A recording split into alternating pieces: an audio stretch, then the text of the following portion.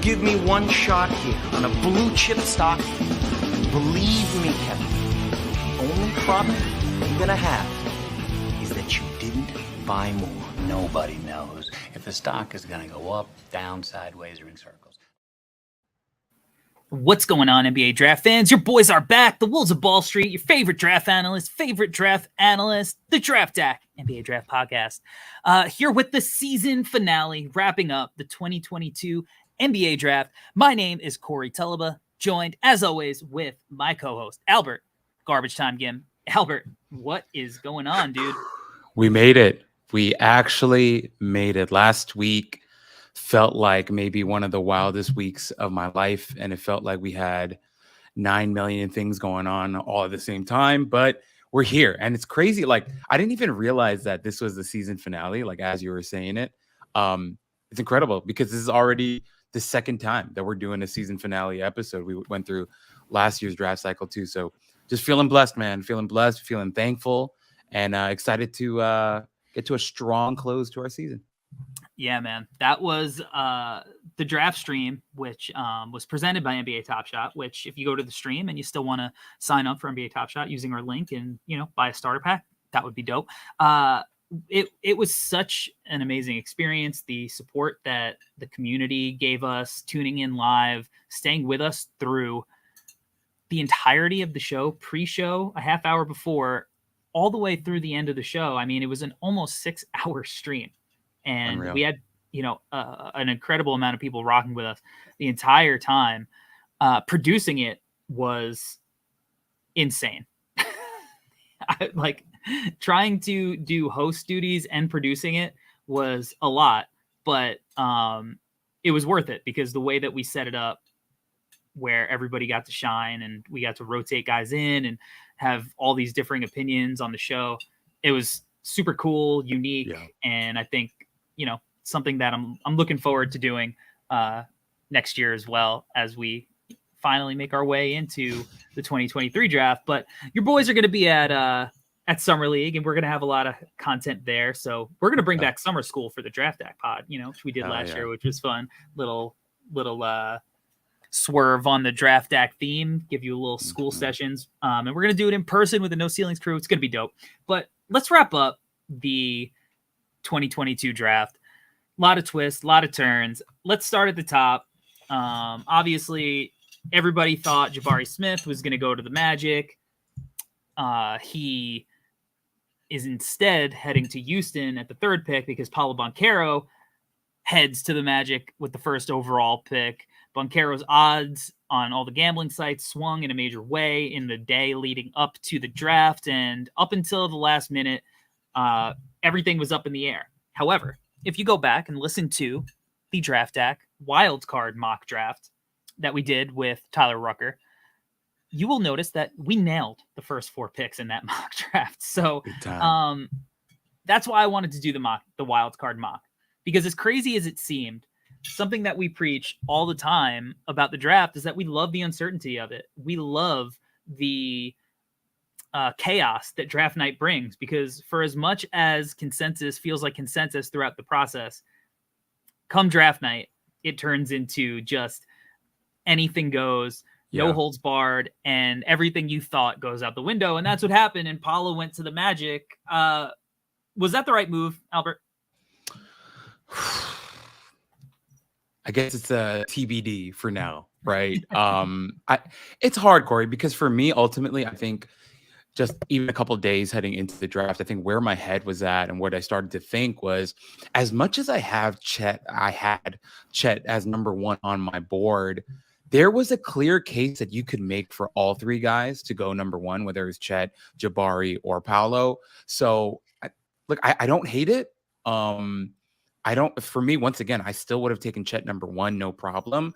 But I also understand why they did. And we just went through how many months of breaking down these players. And Paulo is clearly a very good basketball player. And I think he's going to be great on the next level as well. So in my opinion, I don't think there's any real risk of him being a bust. Now, of course, we never know. There's always injury. There's always circumstance, situation, fit, blah, blah, blah. There's so many different factors that go into how a player's career turns out. But at this moment in time, I can't hate the pick. I understand why Orlando did what they did. I know a lot of people have brought up like all the stuff like, why don't you bring him in for a workout? Why do you draft a guy that never saw your building or never really talked to your coaches, blah, blah, blah, which I really understand either. I'm sure there's a reason and a purpose behind it. Would I have done it that way? Probably not. But I don't hate the fit. I think Paolo can easily play with Franz Wagner. I think I read somewhere they were like worried about the fit, and I'm like, I think they're okay. But they're both really intellectual, like really cerebral players, can both really pass the ball and play off each other. I think it's going to be good. So my long answer to that, Corey, is I think it's a good choice, is what I want to say. I still think that they should have went Chet. I think Chet's the best player. I think he's got the highest upside. I think he even arguably has as high a floor as anybody else. I don't think he's this low floor guy just because he's skinny, but we've gone over that. And Paolo was the number 2 guy on my board. And, I wavered on him at times just because, I didn't love his work rate all the time. I didn't love the effort he gave all the time. And that's stuff that dated him back to high school. He would go in and out, he would settle, but he's also not the type of guy that plays selfishly. He's not, a chucker. He's not one of these guys who needs to hunt for shots. He still gets his stuff in the flow of the offense. It's almost like you want him to actually take over the offense more at times, if anything.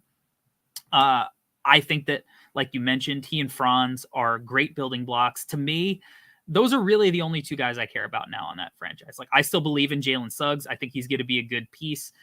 Wendell Carter is on a great value contract. They have a ton of good pieces, but now I think that, if Paolo's really going to be your number 1 guy, your building block for the future, the guy that you think you're going to build your whole team around, I want to start seeing them not kind of grasp onto this thing where like we have a bunch of young guys that we're married to because we drafted them in our system. Like, it's okay to move off of guys early and get guys in who are still young, may still have potential, and fit the direction of your team. Because I don't think that Cole Anthony's a long-term piece. Suggs is going to have to shoot it better to prove to be a long-term piece, because I don't trust Franz or Paolo ultimately to have enough shooting in that front court. They can both shoot it, but I don't think they're, good enough shooters to be like, we can, sacrifice shooting from other spots. Right. Wendell Carter, he started shooting it more, but are you ever going to trust him to knock down threes at a consistent level? Probably not. So now I just want to see them build out in a really smart way, because the team ultimately doesn't make a ton of sense to me as constructed, but it doesn't have to, because they basically got a reset with last year and this year that they can restart their rebuild.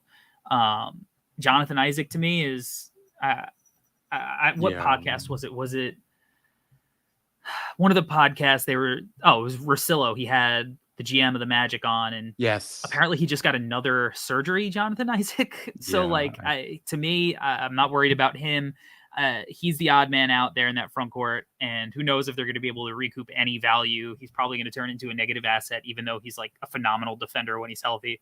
I don't know, but they need to build out the team in a smart way, in my opinion, because Paolo and Franz is like a really legitimately awesome top 2 building blocks with size and versatility and like big wingy guys. So in that respect, I like it. I still would have gone Chet, but with that said, the Thunder got Chet, and they got a phenomenal haul. The Thunder got a phenomenal. I mean, we could cover that. We don't have to go pick by pick. The Thunder got a phenomenal haul through and through. Corey, really quickly, so you dropped some bombs there. First off, I definitely agree with you. And the Jonathan Isaac thing, I think I read some reports that his wrist is hurting from writing his book. Don't know if that's accurate or not. Also, someone in the chat just mentioned something that you just kind of threw in there in passing. Cole not a long-term piece, which I kind of really love that you said that, because I've been feeling kind of the same way. I think there are real question marks with Cole Anthony. I don't think anybody should be so quick to be like, yeah, he's a rock solid building block of this team in the future. And the way that I like to think about it, Corey, as like kind of an analogy here, I think a lot of times this happens in baseball where you get really caught up in your team having like a strong minor league system and you have all these prospects coming up and you are just married to them. And you don't realize that maybe 50% to 75% of these top high-end prospects end up becoming absolute busts and never actually pan out on the major league level. And I think teams have to be smart and strategic in terms of not being married to their quote unquote homegrown players like in baseball. And I think what you're talking about with Orlando, they have a lot of these younger guys that they've drafted that they believed in at one time or another. And even this summer, like guys like Mo Bamba, it's going to be like, hey, what do you do with Mo Bamba now? Right. And then you just mentioned, right, Jonathan Isaac, a guy that they drafted really, really high, Cole Anthony, RJ Hampton, all these guys are guys that they used premium picks on. So I definitely understand that, but I also agree with you that you have to be smart about how you build this out. You just invested the number 1 pick into Paolo Banchero. You found a gem in Franz Wagner last season. Now, how are you going to go about building around these guys if you view them as building blocks? So I think the question that you're asking, Corey, is really, really smart and important. And I think, and I do wonder if Orlando is going to be able to make those necessary moves to build around those young players. I don't know. I don't want to predict the future. I don't know. But, and then just kind of going off of what you put on at the end, love what Oklahoma City did. I 100% agree. And I think we should talk about it. All right. Well, let me kind of expand on my Cole Anthony thing. Sure. Because I think that Cole Anthony is a good young player. But I think that what we've seen over the course of the last 2 drafts is that small guards are just not the wave anymore. Like, and Cole, it's not like Cole was a top 5 pick. Like, what do you go, like 16th or something?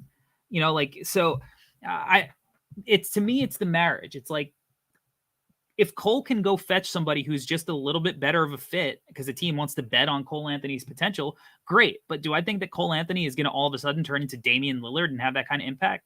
I don't. He's not that kind of shooter. I like Cole. He's feisty. He's probably a better passer than you give him credit for. He's a good athlete. He rebounds. Like, he's a good young piece. But at the end of the day, if you have a winning team, like a legitimate winning team that is going far in the playoffs, he's a bench player, and maybe he could be a Jordan Poole microwave guy. Maybe he can. I'm not ruling that out, but I don't think that's happening on the Magic. Like Jordan Poole he developed that way in the Golden State Warriors system, learning from veterans and championship level teammates and coaches. Right. The Magic are not there. If Cole gets traded and he goes somewhere, sure, he might be able to swing a playoff game or two with his scoring, his penetration. Absolutely. I don't question that. I just don't think he's a fit on the Magic long term. I think he's somebody that you would be better served to go get a piece that fits better. Bigger guards that could space the floor, keep the ball moving, or an asset to load up and one day get that. Right. I think the Magic are actually going to be okay next year. Like, I don't think they're going to fight for a playoff spot, but I don't think they're going to be one of the worst teams in the league. Like, they have some pretty good talent, and I like Markelle Fultz, and with him playing potentially a full season, Paolo, that is, and Franz with another year, like Wendell Carter is a year older. They got some guys on that squad, but to me, like guys like Cole, guys like RJ Hampton, they're fine to have on your team, but eventually you're going to have to replace them. The Knicks are going through something similar, right? Like the Knicks fan base for the last 6 months have been, IQ is a point guard, Quigley is a point guard. He's our point guard of the future, point guard of the future. And if you said anything about that, you were like basically berated to no end, except now the Knicks are trying to sign Jalen Brunson to be their point guard of the future. So is Quigley going to play next to Jalen Brunson? That's a terrible idea. Or is he potentially a good bench guard? Yeah. I think he's potentially a good bench guard who can impact games off the bench. I don't know if the Knicks are going to be that team ultimately at the end of the day, but like the Knicks are trying to get an upgraded point guard. I would be doing the same if I was an Orlando Magic fan. But as far as Chet, Jalen Williams, our guy, shout out, rocking the No Ceilings merch. Let's go. The shot on Ousmane Dieng. And then other Jalen Williams from Arkansas in the second round, which I think is a good flyer. Their draft, to me, they won the draft. They got the best player in the draft. They got one of my favorite guards in the draft, who I comped to Shai Gilgeous-Alexander. So, maybe they see similar things out of him, and I think those guys could play together. And then they take the home run swing on Ousmane Dieng as this new age wing that could pass, dribble, shoot. Phenomenal. Just phenomenal result for the Oklahoma City Thunder. That's how you do it. Yeah. Yeah. No, I agree, man. I agree. And it's funny because the Jalen Williams they got at the end is such I'm not like the biggest Jalen Williams fan, the Arkansas one, but I also understand the reason why they picked him up too, because he's so different from Chet in terms of like body profile and the way he plays too. So like maybe they're just looking to add like a little bit of, this is messed up, like maybe a little girth, a little size, a little strength and toughness. Like Nick Collison-esque play. That is such a good one. Yeah, Collison is a great comp because I think that's kind of what they were thinking, because Chet, obviously, look, you and I have never defended Chet. We've never said that Chet was 300 pounds, right? We understand that he's a little slender. I get it. But adding a guy like Jalen Williams, who has some more size, more girth, I think makes a lot of sense. And then, of course, our guy Jalen Williams from Santa Clara, we're both extremely high on. And for them to grab him at 12, which I wrote in my piece on him, I was like, hey, the Knicks at 11 should take a shot here. Yeah. And it wouldn't be too high. And I actually had people come at me at Twitter saying like, oh, he'll never go that high. That's too high. And I'm like, well, hey, guys, he went 12th. So you tell me if I was that off base with that evaluation. But I think he's going to be fantastic. Dieng, as you mentioned, Dieng, you were so high on Dieng. So I can, once again, I get that. And Chet's phenomenal. So they did a great job, man. And it's like, and I think once again, like I know, Corey, I know definitively that the Knicks have some sort of plan. But still, like me being somebody who covers the draft with you with no ceilings, it's still kind of frustrating as a fan to be following. Yeah, it's my favorite team. And I just covered 100 plus prospects in this class, hoping that the Knicks would get one of them that I enjoyed. And they took, they took Keels in the second round. But you know what I mean? Like one of the top guys, I was hoping they'd grab them. But something I've been saying, and I really do believe this, Corey, and maybe you can kind of, back me up here. In my opinion, I really think they only really rated Jaden Ivey and Johnny Davis in that like stratosphere of guys that they can target and go get. And when both of them were gone by 11, I think they were just like, all right, we're out, is what it feels like. Which is, look, it sucks because it's an exciting night and you want to come away with a prize. You're going to the fair, you're shooting the hoop, and you just want to see one go in so you can walk around with a teddy bear. But sometimes at the end of the night, what the fuck are you doing with that teddy bear? It's just taking up space and you want to get rid of it. So if you don't believe in any of the players that are left on the board, then trade out and get some assets. I think that's fine. And look, the Knicks they opened up cap space. Should they? I don't want to touch on the salary dump aspect. I think that was a pretty hefty price to get rid of Kemba's deal. There's probably other ways, in my opinion, they could have, moved off of Kemba.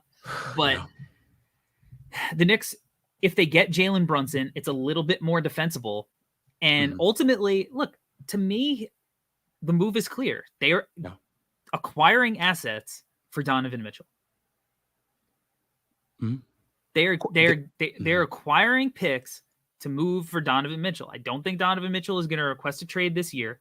Yeah. I think that they might move off Gobert, but if Donovan Mitchell ultimately ends up requesting a trade, and they just hired Will Hardy, I believe, the Jazz, right? Was that Utah, the news today? Which I think, is probably a move that a lot of the young guys are excited about. He's a very well-respected guy. But a year from now, they're going to have all those picks.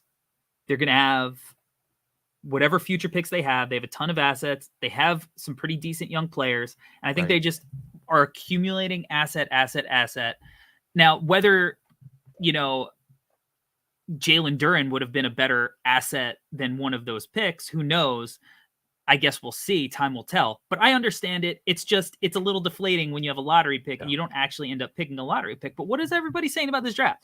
Most people, there's a lot of people who the opinion on this draft is that we're a little bit out on it, like it was quote unquote weak. We like the depth on it. We study it the whole year. We like a lot of guys, but for teams, maybe they were looking at Jalen Williams and going, do we want to develop him over Quentin Grimes, who we like a lot? Right. How many minutes is he going to get? Now, again, I don't abide by that. I think he probably could have played point guard in lineups with Quentin Grimes and RJ and whatnot. Agreed. But that's a different argument. That if they don't believe and they didn't see the same things, that's fine. There are other people who did not think that Jalen Williams was a lottery talent. We did, right? We did. But I kind of see what they're doing. It's just going to be, it's TBD. You have to, see the long-term vision and see how it turns out. Right now, it might not look that good. So that's how I feel about the Knicks. And just really quickly, they came out with a bunch of rumors today about DeJounte Murray too, which I don't get. Why would San Antonio move off of a 25-year-old player who went like 19-9-9 last year? But who knows? Anything's possible, I guess. Yeah, anything's possible. DeJounte Murray, though, he's very good. I'd freak out. He's very good. So let's go to the chat. If you're here, make sure you throw your boys a thumbs up. Hit us with that like button. I Make Music wants to know about Jaden Hardy. We will get to him in a little bit. Still Knicks fans, what's good, guys? Salute to the chat. Salute to the entire No Ceilings crew. Congrats on everything. Appreciate that. Mino F, nice cut, Corey. Thank you for noticing. Makes me feel good about myself. Did it myself. Who else we got? Gregory Castillo told y'all Knicks fans have to have a package for DeJounte ready. So Gregory told you.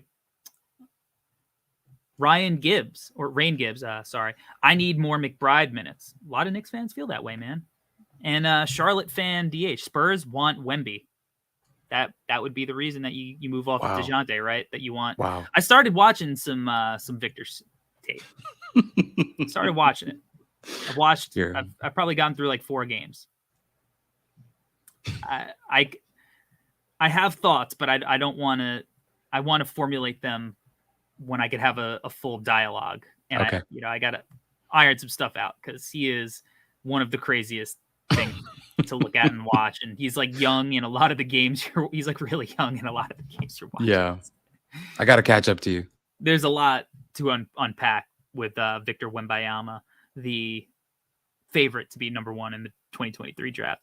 Rockets get Jabari Smith. I love it. Yeah. I love Jabari going to Houston. And Jabari ended up 4th on my board. He was a guy that I've wavered on throughout the course of the season. Sometimes I was like, why? He's probably my number 1 energy, intensity, little things like that stuff is. I love all that stuff so much. Mm-hmm. I value it so much. Obviously, one of the best shooters in the draft, regardless of position, can defend 5 positions on the floor. So it's like, part of me was always like, why am I wavering a little bit? But sometimes it's just the vibe is you're missing something with the vibes, and the ball handling, the finishing was rough, but like, he's so young, such a good work ethic. And the way he improved his jumper to the point it is, I think he'll get it to an adequate level that makes me feel comfortable going forward, where he could at least create a little bit. But now he gets to be the number 2 option with Jalen Green and form one of the most ridiculous 2-way pick and roll or pick and pop like decisions defensively that you're going to have to make. Because if you try to double Jalen Green, it's a pretty easy kick out to one of the best shooters for an open 3. If you overplay the shot, then you're leaving, your big man on an island with Jalen Green, which that sounds like a terrible idea in space. I'm excited for that.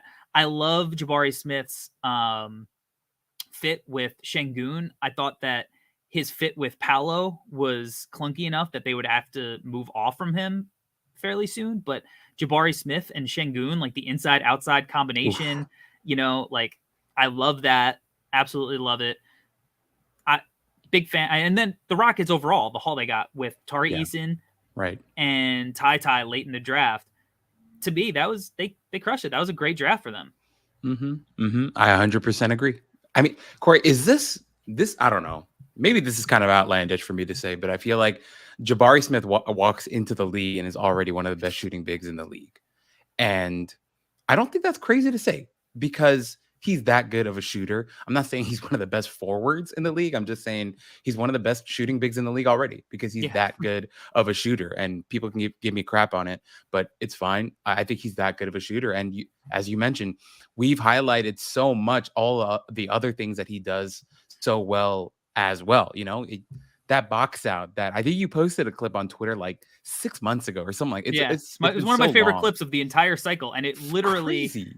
It was just a box out. Exactly. But it was, you feel the energy, the intensity, the fundamentals of his game. Like he is so clearly a former player's son, you know, like just the way that he plays the game. So I think all that is great. Tari Eason's a guy that you've been higher on that I like as well. And for them to grab him where they grabbed him, what he'll offer them defensively with the versatility that, and even offensively, there's a lot more to his game that I think he's going to be able to blossom into. And I think he's a better shooter than people are going to give him credit for. And then, as you mentioned, Ty Washington, you know, he's not playing with 5'9" Severe Wheeler anymore. Yeah. He's going to be given some different opportunities in Houston. I don't think he's going to be the starting point guard from day one, but he's a 29th pick in the draft, and he was highly regarded coming into college, went to Kentucky, and I think there's still a lot there. He struggled with injuries, obviously. Also played next to Severe Wheeler, as I mentioned, which is not easy for anybody.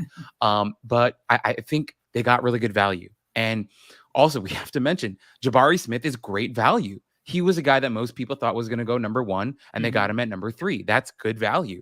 The difference, from 1 to 3 is a huge margin if you consider how much draft capital you'd have to give up to go from 3 to 1 for sure. In the opposite way. So to get the guy that they may have rated number 1 in the draft and got at number 3, that's great value for them as well. So I agree with you. It's a good haul for the Rockets. And I love the future capability of Jabari and Tari Eason to play small and go 4-5 with Tari at the 4 and Jabari Smith at the 5 and get out, run, get downhill. Like defensively, you could switch everything in the long run. I think it takes a lot off of Tari's shoulders for him to, like, if he went lottery, maybe teams would be expecting him to come in as like a potential offensive hub down the line. But I think this takes the pressure because Jalen's the hub.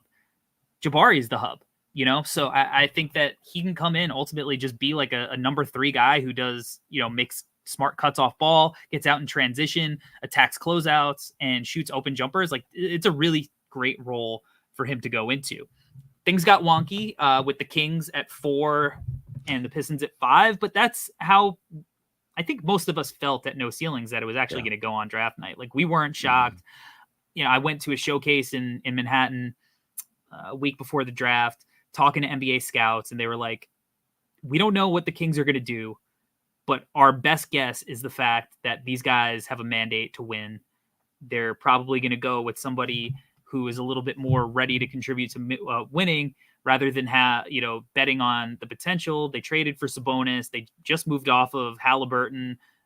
It seemed like Keegan Murray was the move they were going to go, barring some unforeseen circumstance where like Chet or Paolo or Jabari slipped to them because Jaden, stuck into the top 3 himself.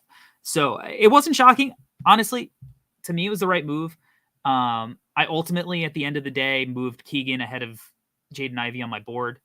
So I just love the mentality he plays with.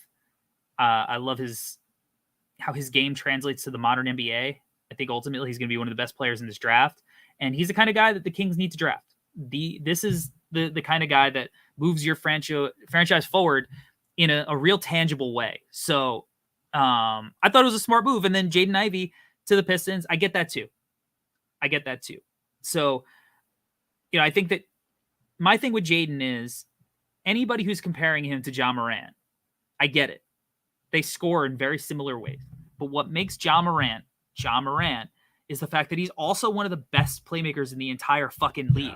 Yeah. Jaden Ivey is so far away as a decision maker, in my opinion, that to have put the ball in his hands and say, you're the point guard, go make plays, would be a disaster. And it would be ultimately, I don't know if it would hurt or help his development long-term. Yeah. Maybe you can make the Zach LaVine argument and say like Zach LaVine is better as a playmaker, but I think he would have gotten better regardless, and gotten to this point regardless of the fact that he was able to play point guard as a rookie.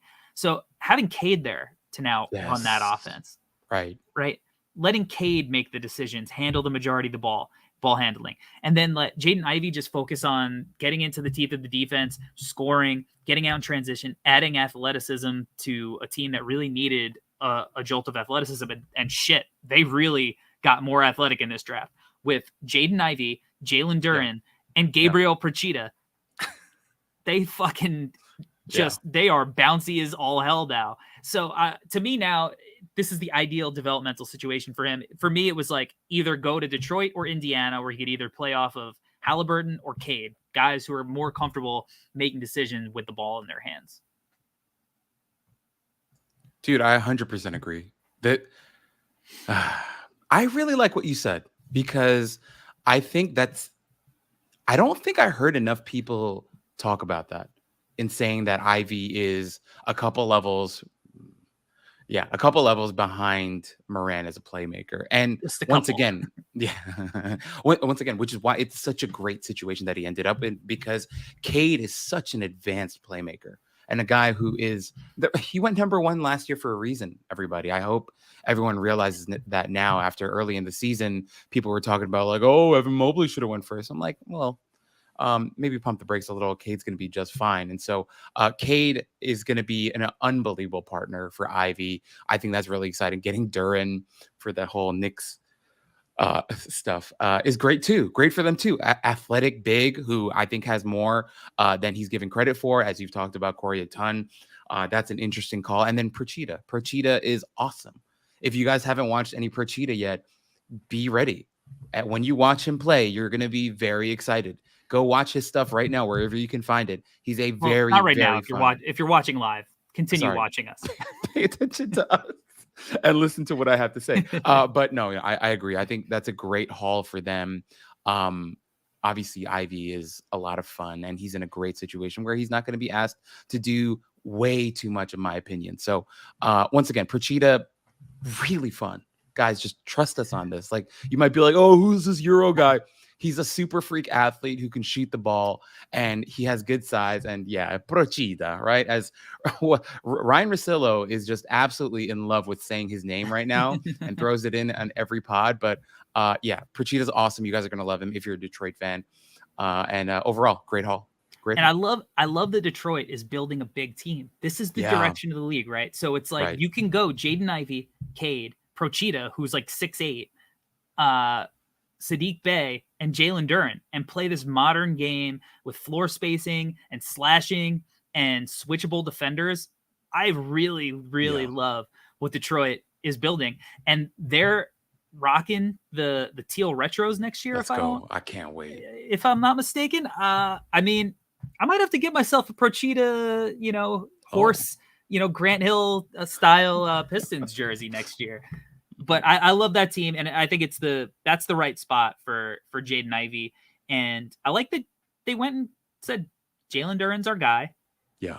Let's go get him. Let's go get him. All right. Let's take a quick break, and then we'll hit to the chat and move on.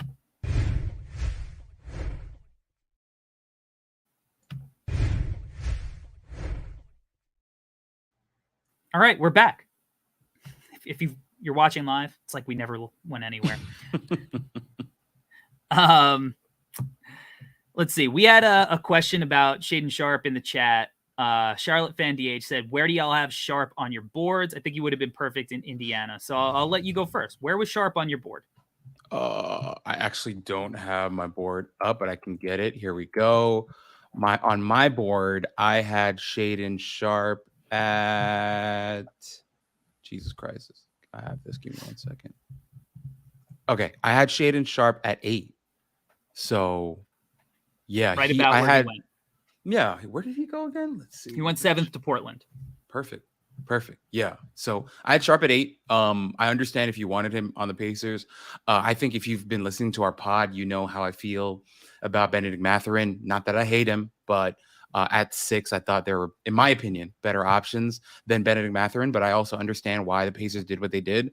The Pacers just decided to go with a classic Rick Carlisle type of class, and they took a bunch of adults and guys who I think Rick Carlisle is going to be able to trust to play important minutes. Hopefully, I don't know. But yeah, they took Mathurin here at 6 and Nembhard at 31. So I understand it.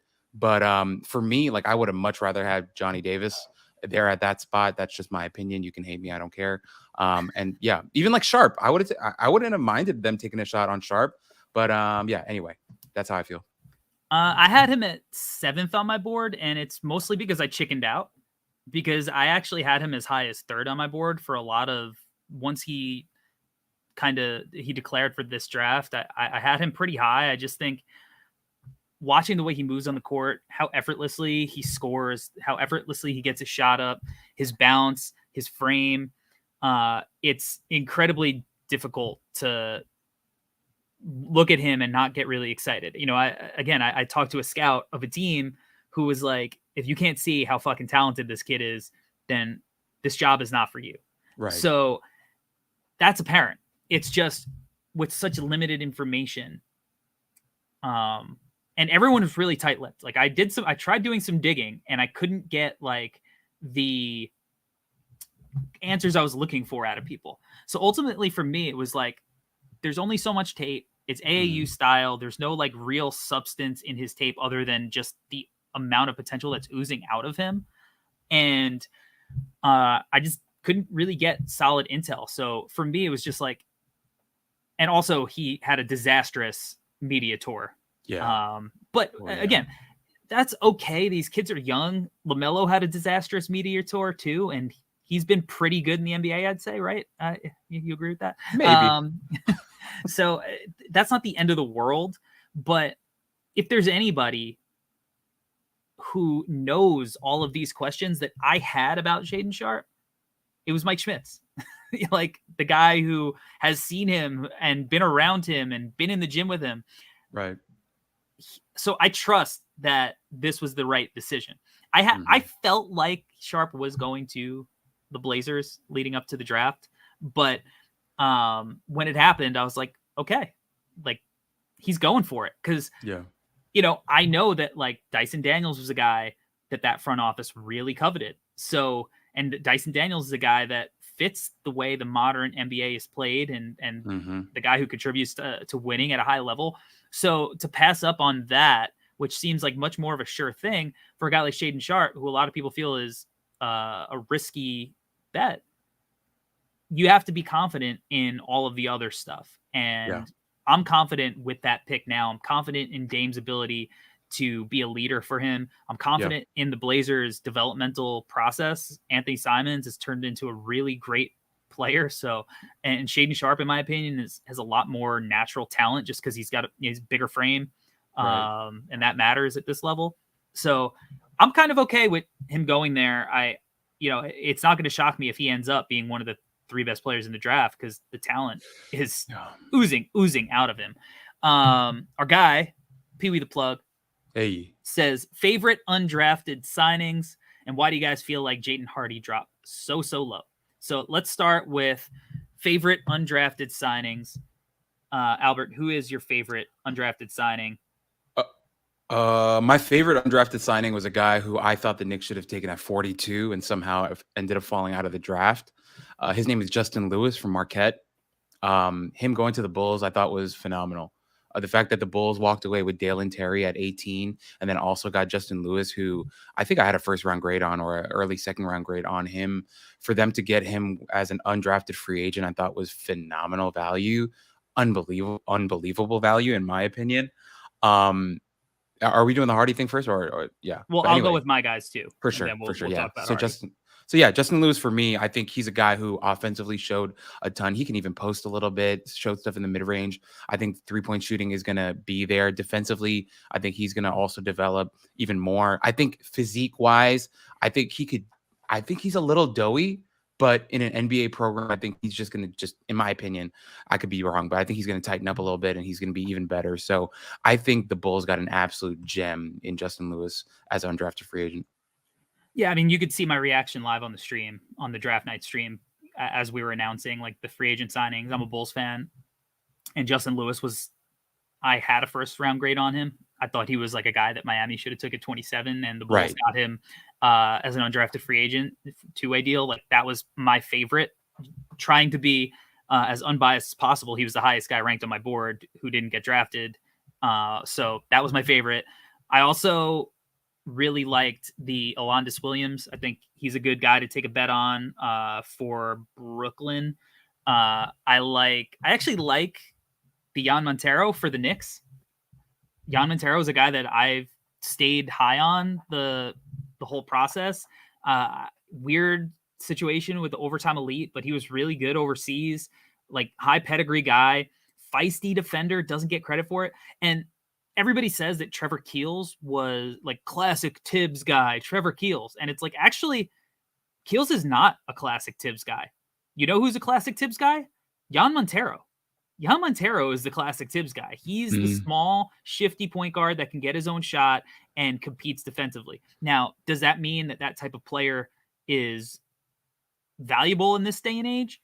I don't know. He's got a lot to overcome with that size, but Tibbs had no problems, running with John Lucas when Derrick Rose was out and finding ways to win games. Nate Robinson. These are all like decisions that like Tibbs would like. That's a Tibbs guy, not Trevor Keels, who I like and think is good value. He's super young. When I saw him opening night of the college season, honestly, I saw probably a third of, the top 60-ish guys live this year, and not one of them impacted a game the entire year the way Trevor Keels did against Kentucky opening night. The energy, the Garden was rocking, absolutely rocking that night, and his energy was palpable. You felt it. He had an impact. So I'm fine taking that bet in the second round. I also saw him at the Barclays Center against Miami, and he was not good at all. So he's got a long way to go as far as his consistency. So, but I like the Montero signing. Trevion Williams, the guy I'm high on, and the Celtics signed him to a summer league contract. So I think teams feel he has a lot to prove as far as how he's going to be able to defend, but I think he's one of the best passers in the entire draft, and he's a great rebounder. I think he's got really quick hands, oven mitts, but the way that you can run offense through him, I think is legit. And if he can show consistently, like he did at the combine, that he can space the floor, I think he's going to have a pretty decent NBA career. Moving on to Hardy, why do you think he dropped, Albert?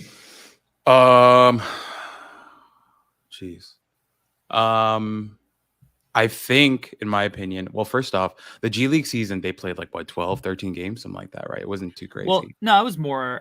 There was only that many games were available to general public for stats, but they played more than that. That's true. I think it's a couple of things. He started off the season really rough, and no one's going to deny that. Corey, you said it yourself. You went to see him live, and he went for 1 for 11. So 0 for 11. It's probably the worst game he's ever played in his life at any level. He was 0 for 11, couldn't hit anything, turned the ball over. It was a terrible game for him. So I get it, right? He had a really rough start to his season, but I think the reason why I was so high on Hardy, and the reason why I never dropped him out of my top 10, which is crazy to think about now, because I had him at number 9 on my big board, and then he ended up going 38 or whatever, however late he went. But I just feel like people focused on a lot of the bad, and this is just my opinion, right? I really feel like they refused to focus on the good. And what I mean by good is not necessarily even the long distance shooting, but it was the development. And I've talked about this a million times already. He showed incredible growth by the end of the season, the playmaking, right? The patience, the vision, all that stuff. I thought he really developed as an on-ball guy. And I think ultimately teams may not be seeing the vision in that, although he didn't develop into an incredible on-ball guy, the fact that he developed at all speaks a lot to him as a player and as a developmental piece. And also the fact that even if he has a little bit, then you have a guy who can be a secondary a secondary creator on your team, who also, by the way, happens to shoot the ball from the parking lot and has a great physique as well. I think physically he's a guy who's really going to develop even more. He's got gigantic shoulders. I think he's going to become more physical over time. That's just my opinion. But I really do believe it. I think he's only going to get more physical, which is why I got a lot. I know no one agrees with me, but I comped him to Gilbert Arenas for that reason, because I think right now he may not be as physical as Gilbert was going to the rim or whatever, but I think that may be in his future. Also, I'm not saying that he's going to have the same career or anything like that. I just, you know how comps go. So that was my thing with Hardy, and why I never dropped him out of my top 10, because I'm still a huge believer in him. I think he ended up in a good situation, though, in Dallas, playing next to Luka. Now, he's not going to play next to Luka from day one. He may not even get a ton of minutes in season one, but over time, I think as he develops in the NBA, that doesn't seem like a bad situation where you have a guy like Luka who's going to be making all of your major decisions, but having Hardy develop into that secondary guy might be an absolutely great move for them, and especially with his shooting as well. So is how I feel about Hardy. I mean, he was my number one guy coming into the year. I believed in his shot creation. I believed in his range, how smooth his shot was. As he made the jump to a professional league, and this is a kid, he didn't play in the FIBA U19s, right? He's not, COVID occurred while he was in high school. So developmentally, that is going to be something that you have to take in consideration with him as well. There wasn't a ton of high level hoops compared to some of the other guys, right? So he jumped right into a professional league with NBA guys who were going at the G League Ignite guys every single night, because this is the tape that every NBA lottery team is watching every game, every minute of, right? They want to scout all of the G League Ignite guys because they're probably going to go first roundish. So all the guys that are playing against them are trying their best to give the G League Ignite guys the business, right? And play their best ball. So they're getting the best of their opponents every single night. It didn't shock me that Jaden started slow. When I talked to somebody about Jaden before that season started, they watched all the G League Ignite guys work out at a practice, and I was like, how'd they look? And they were like, decent crop this year, nothing like last year, some interesting pieces. And I was like, okay, that's interesting, because I loved Hardy, and I was like, having him as my number one guy, I was like, well, Jalen Green, Anthony Edwards, like these shooting guards go high up. So if he, makes the kind of leap that I think he's capable of, I think he could go in the top 5. When he started off slow, I'm asking, he's like, talent, the same guy. I'm like, so what's up with Hardy? He's like, talented kid, doesn't know what he doesn't know yet. So basically, he's saying like, he's got all the talent in the world, but he's going to take time to put it together. He's got to learn the game. And you saw, like you mentioned, he got way better at the end of the year than he was at the beginning of the year. He's shooting it with confidence more, not looking as sloppy and loose with the ball, still decision-making stuff that he needs to, fix. But where I ultimately got to was I had Malachi Branham and Jaden Hardy back-to-back. And Malachi Branham was a really popular name leading up to the draft as this, guy who had this awesome offensive season, right? But still had question marks on that end because there wasn't a ton of volume from the 3-point line. And that's kind of something he's going to have to have more confidence in, letting it fly from the 3-point line, because that's the kind of role that is going to allow him to thrive. And then defensively, I thought he was worse than Jaden Hardy was against college kids. So I was like, they're in the same tier for me. So I don't know why Jaden slipped all the way to 37 when he's a guy who I think is actually probably easier to project going forward, playing without the ball in his hands because he's going to be a high volume 3-point shooter. And I think he's really good moving without the ball. Like really good running off pin downs, through zippers, through, off flares, like just as a guy who doesn't need the ball in his hands to score. And then he's started showing some of that on-ball equity. That's not going to be his bread and butter in the NBA. Now going to Dallas, one, I hope it puts the chip on his shoulder. I hope it puts that Gilbert Arenas chip on his shoulder. Like, yo, I was the dude coming into the year, and you let me fall to the second round? Nah, fuck that shit. Like, I'm going to show you what's up. But he's never going to get the opportunity to go in and play with the ball in his hands and chuck away. It doesn't. I don't care if Jalen Brunson goes to the Knicks. He's not going to be the shot creator on that team. Right. But he's going to be able to have one of the best passers in the entire NBA find him in actions that allow him to get easy shots off ball. That's the kind of thing that I'm really excited about to see how he develops playing with a playmaker like Luka, who's going to allow him to get a ton of easy looks. So ultimately, I think it's a good thing. But like, do I think that if I was Miami, would I have rather taken Jaden Hardy over Nikola Jovic? 100% of the time for me, would I have done that? I would have rather the Grizzlies taken a shot on him at 23 than David Roddy, who I even like. You know, I would take Jaden Hardy for the Spurs over Blake Wesley, who a lot of people like. You know, like there are a ton of guys who I would have taken Hardy over in the back of that draft. But ultimately, he slipped. You know, even for, you know, like some of the teams in the early second round, like for the Pacers. Yeah. Nembhard's cool, but like Halliburton's playing 35 to 40 minutes a game in the playoffs. Right. Hardy would have been interesting there. So but he's going to a good spot. So I'm fine. I'm fine with it. I'm fine with it ultimately, like, because I think it'll be good for him. No, I'm with you, man. Like Roddy was a guy who had 54th. So I was definitely not that excited for the Grizzlies taking him where they took him. But I get it. He's like a weird body guy. He's really physical and strong and athletic and can shoot a little bit. I understand. I just think there's kind of like a novelty to him. Like I don't know. I don't love the frame. Don't love the size, whatever. But it's cool. Memphis did their thing. Obviously, they have a. I think it could be an interesting fit with Jaren Jackson. For sure. I understand that. And ultimately, like with Memphis, like I kind of like what they're doing, kind of just taking a bunch of shots in the draft and, you know, not worrying too much about like slot or whatever. I mean, they took Zaire last year and they don't really care. And he played for them and played pretty well for them too. So respect to you guys. Right? Jake LaRavia is going to be great for them. LaRavia is unbelievable. You know, I had the weirdest thing happen to me the other day. Like I had a dream that LaRavia actually went to the Bucks instead of the Grizzlies, and I woke up like all excited for the Bucks, and then realized that it was a dream. So obviously, I'm way too invested in this draft stuff. But really quickly, Corey, before we move on or whatever, I did want to say I also really like what OKC did with their undrafted free agents. Like I know they're not like big marquee names, and they may never even stick with their squad. But guys like Gabe Brown, I kind of liked Gabe Brown. Like big guy, big wing, could shoot it a little bit.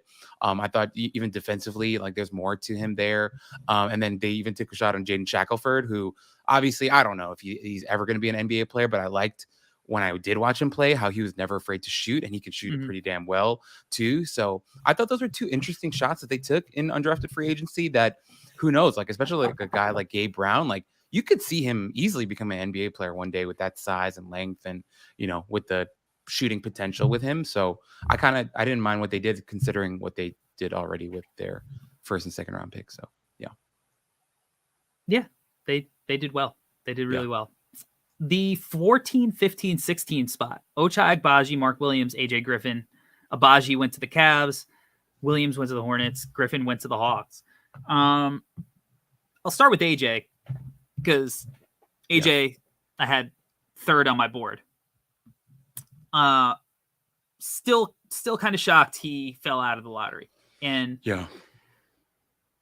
it to me, I've been trying to talk myself around it because his baseline is a guy who shoots 45% from three and doesn't ever turn the ball over and makes smart cuts and is going to be able to, in my opinion, switch up and down a lineup defensively. And he's like one of the youngest players in the entire draft with a high pedigree. So I digress on how teams let that happen. I think it's going to come back and bite a lot of them in the ass. I can't imagine NBA front offices were worried that like we're looking at him like, you know what? I don't think he has any wiggle and could create with the ball in his hands without being smart enough to know what he did in high school. And then also the context of his college season. So that was weird for me. If there were really bad medicals, okay, I get it, but it wasn't a back problem. Right. So if it's not a back thing, I'll kind of take a shot before that. So I think the Hawks, extremely good value there. Great value. And then Mark Williams, we have a piece coming out tomorrow. If you're watching this live, if you're listening to it in the morning, it'll be up as you're listening to this on like best fits. And Mark Williams was my best fit of the draft. for Charlotte, just as a guy who's going to go and be the defensive anchor on a team. They no longer have to trot out a Plumlee or a Zeller brother as their center. They can actually have a legitimate piece moving forward who is going to fit with LaMelo as a rim runner, as a guy who puts gravity on the rim as a lob threat, a garbage man, and then defensively is going to be able to clean up the mess that the entire Hornets perimeter defense leaves for him. And then I love Abaji in Cleveland. Like, Abaji was another guy. I had him. He finished at 11 on my board because I think he's got some potential to develop on ball. He's got really good size. He's strong, super athlete.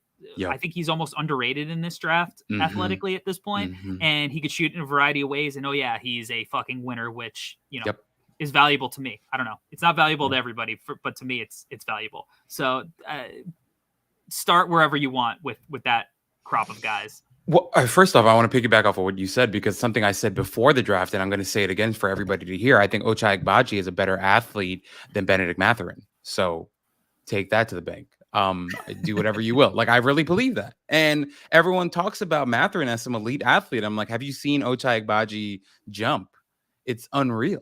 It's freaky. So I love Ochai. I love the fit. I love that he's kind of an in-between guy, as I talked about before. They have all these giants and all these little guys, and now they add Ochai. So I love it. I think he's going to be a really good shooter. Such a good fit next to Garland and Mobley. What he's going to do for them defensively as well, and just the basketball IQ that he has. And like, I heard Russillo talk about Ochai, and he was like giving all the credit to Bill Self, and I'm like, cool. Like, Bill Self is a really good coach, and he coached them up really well, but you still need the guys to execute whatever it is that's being taught. And we've seen time and time and again, all these teams that have great coaches, that have good plans, and their players can't execute. And the fact that Ochai consistently did, and that team did, I think they deserve a lot of credit as well. So I love Ochai in that fit. Mark Williams obviously is a gigantic human being who is not just gigantic, but he's agile as well. And he's just their new anchor defensively, which is fantastic, and what they straight up did not have. So that's great value as well. And then at 16, like you said, who went 16? EJ Griffin. EJ Griffin is the Hawks. Unbelievable. I had EJ Griffin at number 6 on my board, not as high as you, but 6 and 16 is very different. The Hawks got great value there, and a guy who may end up becoming, who knows, like maybe he becomes our best player one day. And I know that's crazy to say because they have Trae Young and other guys, but I don't think it's impossible that happens. And I think the fact that they got him at 16 is phenomenal. And on top of that, Corey, 2 picks after that, I think we should talk about it, because your Chicago Bulls took my favorite player in this draft, Dalen Terry. Yes. And I saw the press conference, and I saw him wearing that 25 jersey. Yes. And for the first time in a while, I thought, okay, all I own is Knicks jerseys, but do I take the plunge and buy a Chicago Bulls 25 Dalen Terry jersey, because it looks phenomenal. And I think the fit is fantastic. Lonzo struggled with injury a little bit last year, but even if Lonzo's healthy, to bring a guy like Dalen Terry off the bench to provide you guys with playmaking and defense and energy and competitiveness and a length. He's got a 7+ foot wingspan at 6'7", and he can move like hell, and he can see everything on the court, is incredible. And I am so happy for you. Dalen Terry came in, picked 25, paying homage to Benji Williams, Chicago legend, as a homage to Steve Kerr. Played at Arizona and wore 25 for the Bulls. Came in on his first day wearing some Jordan 7s. The kid gets it. He's already won over the city of Chicago in understanding the history and the basketball culture there. But yeah, man, I'm so excited. I am so excited. I feel like I manifested it. I texted an NBA scout months before he even declared, asking what the deal was. I was like, I'm starting to get visions of Dalen Terry in a Bulls jersey. Is he even going to come out? He was like, I've heard he's not coming out, but we'll see. I would bet that he is. Low-key might be Arizona's best prospect. Again, that's with Koloko, Mathurin, so when he decided to declare, we were all big fans. You wrote an awesome piece on him, all the things that he does. And for the Bulls to land him, I was pumped. Last year we went to Brooklyn. The Bulls didn't have a first round pick. They got Io in the second round. Now they got Dalen Terry in the lottery. They signed Justin Lewis. to the two-way contract, and then they drafted Pat Williams. I'm starting to see a pattern on the kind of guys that the Bulls are valuing, which are long, versatile, athletic, switchy guys. This is the future of the league. This is where the league is heading. Guys that they're positionless. They can just find ways to impact on the basketball court. I love his energy. I think he's going to push guys. I think he's going to get on the court as a rookie. I think his size is going to allow him to do that. I am freaking pumped. This is one of the most exciting draft picks for me personally, as a Bulls fan, in a while. And I think we're going to look back and Dalen Terry is going to have guys wishing that, they took him in the lottery in the long run. I'm so happy for you. I'm so happy for him. I'm so happy for me because I feel vindicated in my assessment of him because I absolutely loved Dalen Terry and he ended up really high on my board as well. Interestingly, he ended up 16 on my board. So I'm freaked out for you. I'm really happy. And I think and like you said, Corey, like it just feels like you guys are doing the smart thing where you're just adding versatile, long, athletic wings. And that's a really smart way to build a team, an NBA team in 2022. So that's phenomenal. I'm happy for you. And I'm strongly considering getting a Terry jersey because I freaking love the guy. And maybe you should, because, you've been rocking with him from the jump. So you gotta support him now. I feel like there's some good juju with the Terrys and no ceilings. So, we all support one another. What did you think of the Nuggets drafting Christian Braun at 21? Mm-hmm. Well, they took Brown at 21 and then Watson at 30, right? Yes. So they made the swing at 30. Yeah. And Love it. I think Brown is a guy who is going to, I think Brown's taller than I realized. He's like a legit 6'6", right? 6'5", 6'7", I think. Yeah. Probably with shoes. Good size. Think he's going to be a really good shooter, playmaker, really fierce, really tough competitor. Yeah, another he's Kansas guy. Yeah, another Kansas guy. Winner. Another guy who won a title, played with Ochai Agbaji, definitely rubbed off on him. Hit big shots. Good athlete. I think getting him where they got him is good, smart. He ended up 26th on my board, and I think he went 21, so I have no problem with that. And then they took the home run swing on a guy that you and I really like. Rucker loves. I saw him play live, and I was there for his best game of the season in Payton Watson, and a guy who I think he's going to be an absolute freak of a defender. He's going to be a guy in a couple of years where you're like, dear God, I do not ever want to see that guy again. Teams are just going to absolutely hate playing against him because I think he's going to be that good of a defender. Instincts on that guy, plus the freakish length and the way that he moves laterally at that size is pretty unreal. So I don't know. I heard, I was talking to Evan actually, and Evan was saying that people were giving Denver crap for their draft. And I'm like, Christian Brown's really good. And Payton Watson might be an absolute freak in a couple of years. I think you guys should be excited is how I feel. So that's my message to Denver Nugget fans out there. In my opinion, you guys had a really good draft, and I think you should be excited for the future with the team that you already have, and you're getting back some veterans who have been hurt for some time now to add these young guys who are, you're kind of taking the home run swing on both of them is a really interesting place to be. So I actually like what Denver did a lot. Watson, I think I've said it on this podcast, but I'm not 100% sure. I've definitely said it to some of the no ceilings guys, and I'm going to be very careful so my words aren't misinterpreted here. Yeah, because I know. Yeah. Offensively, I'm not talking about that side of the ball. This is not offense. And he's smaller. But defensively, just watching him move on the floor, he reminds me of the way Anthony Davis moves. Again, I don't think he's going to turn into Anthony Davis. I don't think he's a generational prospect. But the way that he moves defensively, again, he's smaller, so that matters. But I think that they move very similarly on the floor. The kinesthetics of their body, that's what he reminds me of defensively. And if he could be the wing version of that, I think that's awesome. And I think he's got the potential to do that. If he ends up being the high school guy who is able to play with the ball in his hands a little bit and turns into a little bit of a scoring threat too, even better. But all he's going to need to do is run in transition, cut, and knock down open shots. because Nikola Jokic is going to be the guy who is doing all of the creating for that team. Jamal Murray is going to do the creating for that team. Just do the little things, and I think he could find a way on the court in a couple of years. Christian Brown is a guy that I wasn't as high on as a lot of the no ceilings guys were, but for all of the reasons that you like Ochai, the winning mentality, he hits big shots, he's got the attitude.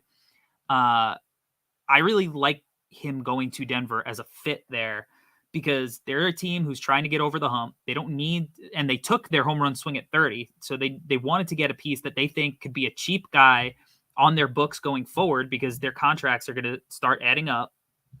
And hopefully he's going to improve his shot enough that he could knock down open shots, which, playing off of Jokic, you're going to get a ton of open shots. He's athletic in transition, and he's not going to have to create his own shot. So he can just do the little things, play a similar role to what he did at Kansas. So I like it for them because he's gritty. He's a good perimeter defender. They need some of that.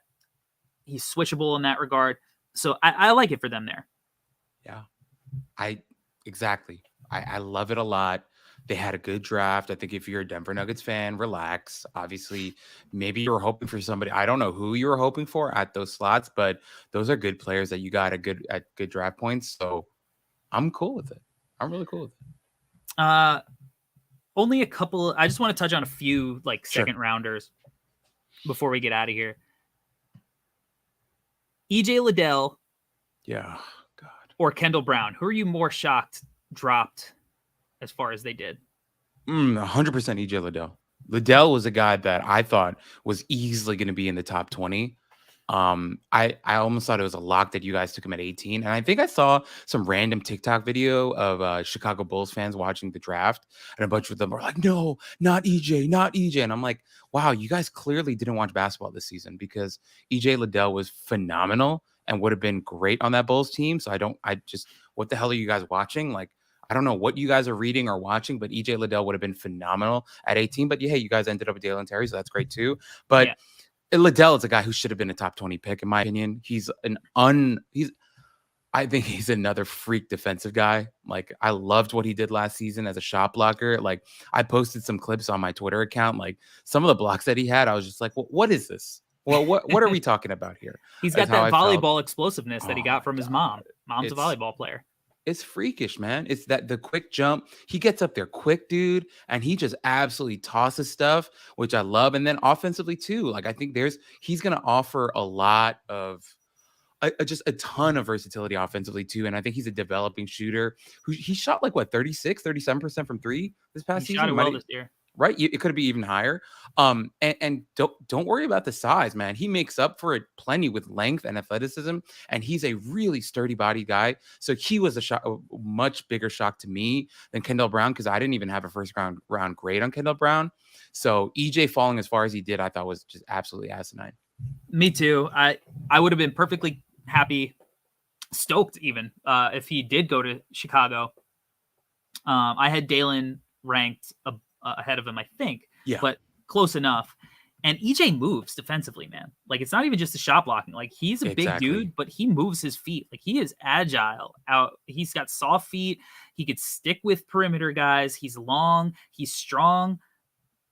And then, I mean, if you buy the shooting, I don't know. I don't know how you let him get out of the first round. He was a guy that I would have thought was a much more interesting fit than a guy with Jaren Jackson and David Roddy. I would have liked that more so than, David Roddy. And I like David Roddy. David Roddy's interesting. He's weird. I like the weird guys. That would have been a good fit for me. I would have rather taken EJ than Walker Kessler. Right. Jesus. By a mile for me. By a mile. So I don't know. It's for the Heat. EJ Liddell to the Heat. Oh my, that would have been the spot. And look, I am a notorious Nikola Jovic hater. He can absolutely prove me wrong. I know a lot of people like him a lot. They think he's this super talented 6'11" offensive shooter playmaker. I get it. If that's what he turns into, I'm okay missing on that. But EJ Liddell, to me, that's the kind of guy the Heat needed. They didn't need another offensive shooter like that. Right. They needed a guy who could check guys in the playoffs, big wings in the playoffs, guard them a little bit better.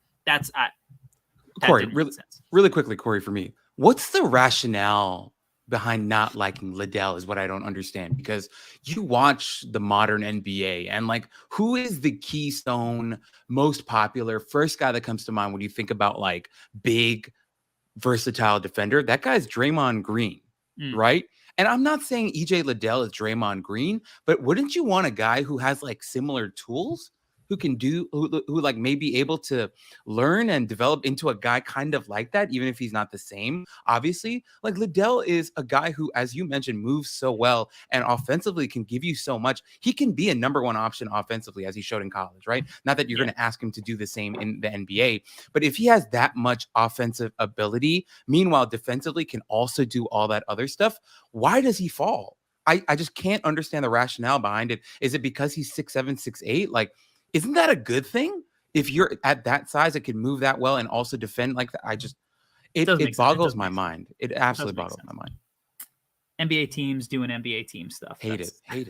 That's what it was. All right, last team I want to touch on, the Golden State Warriors. Yeah. The defending champions. Bastards. One of my favorite drafts. Yeah. I was a Patrick Baldwin Jr. stockholder. He finished 15th on my board, 14th or 15th on my board. He went 28th. Ryan Rollins is a guy I was probably the leader of the Ryan Rollins fan club, wrote multiple pieces on him, interviewed him. We did a podcast on him. He went 44th. The Warriors actually traded up and paid $2 million to trade up for him. So that's a guy they valued. It's not like he just dropped to them. Right. I love what the Warriors did, stockpiling this. Now, if you look at Ryan Rollins, I would consider Poole a young guy. Yeah. Moses Moody, Jonathan Kuminga, Wiseman. Jesus. I mean, they're young. Patrick Baldwin Jr., their young core is better than a lot of teams that have like gone on like major tanks. That summer league squad is going to be special, Corey. It's going to be sick. It's going to be insane. And just to kind of piggyback off of what you're saying, like, you talk about a guy who, Patrick Baldwin Jr., was coming into the season one of the top guys in this class, and then has an absolute train wreck of his season playing for his dad in Milwaukee. And then the Warriors just grab him at the end of the first round. They're like, cool, kid. We like the tools that you have, and we like that you're going to be a really good shooter at 6'10". Let's give you a shot here. And he literally could not have ended up in a better position. Like, if he had written down a list before the draft of the top 10 places, he just would have written Golden State 10 times. And that's exactly what happened. He ended up on the Warriors. So great for him. And then Ryan Rollins, same thing. If he's going to go anywhere and learn, how to shoot the three and develop that, it's probably the Warriors with the guys that they have there. So congrats to the Warriors again for just doing more smart stuff. So that must be fantastic. And I mean, they've already proven they could develop a guy like Ryan Rollins, like in Jordan Poole, like the isolation, shot creation, improvisational bucket getting guard. Like, yeah, man, like that is they knocked it out of the park with Jordan Poole. I think they got another, home run in Ryan Rollins. Patrick Baldwin Jr. now is just going to be able to be another guy with big size that could space the floor, just kickouts from all the space that Steph and creates, that Clay creates, that Jordan Poole creates. Draymond finding him in scenarios like if he can go develop in the G League if he's not getting minutes. But he's 6'10" with a 7'2" wingspan. Was it something crazy? Like, he's a huge dude. I think that I would bet on his pedigree. I would have bet on it earlier. I like the shot in the dark. I don't care that he sucked at the combine. If I watch the film, he moves better than, like, I just watched him in the FIBA tournament the other day, watching USA France. Like, I wasn't like, oh, this guy's the worst athlete on the floor. Sometimes you just got to watch guys play basketball instead of doing the shuttle run. Like, so huge fan of them. I think that's, we didn't cover everything, but we covered a lot. Yeah. Just one last thing before we go, Corey. Yeah, absolutely. We were not huge Blake Wesley fans. We were not. That's true. I think that's pretty fair to say. It's fair to say. As a Blake Wesley quote unquote hater, as I've probably been called, love the fit where he ended up. And like he's another guy who literally, like, his mom must have been praying for years about this because he ended up in a great situation on the Spurs where he's got the best shooting coach in the world in Chip England, who's going to teach him how to shoot. And he's going to go into that Spurs infrastructure and learn how to play like an adult and play with, like a level headedness that I think he was lacking at times. But the biggest thing with him that you and I went over is the touch. Like he was just kind of devoid of it. So him ending up in San Antonio with that coaching staff and with the other guys that they grabbed too, and Branham and Sohan too, that's a pretty good haul for them. And potentially also, all the assets they get from the Knicks, Right. It seems like they'll have a succession plan for after they trade DeJounte Murray to the Knicks. So it's going to be interesting, man. But I thought for somebody like me and you who, didn't love Blake Wesley, thought he ended up in a good position. Yeah. To me, the two best spots for a guy like Blake Wesley to end up would have been San Antonio or New Orleans, which are the two spots where with two of the most respected shooting coaches in the league. He's a guy that needs to find consistency. I love that he plays defense. He's a really feisty defender. He's a really talented space creator. He's a pretty decent passer, not like run my offense passer, but as a guy, guy who plays off the ball, like I like him as a playmaker. I like him in transition, blur in transition.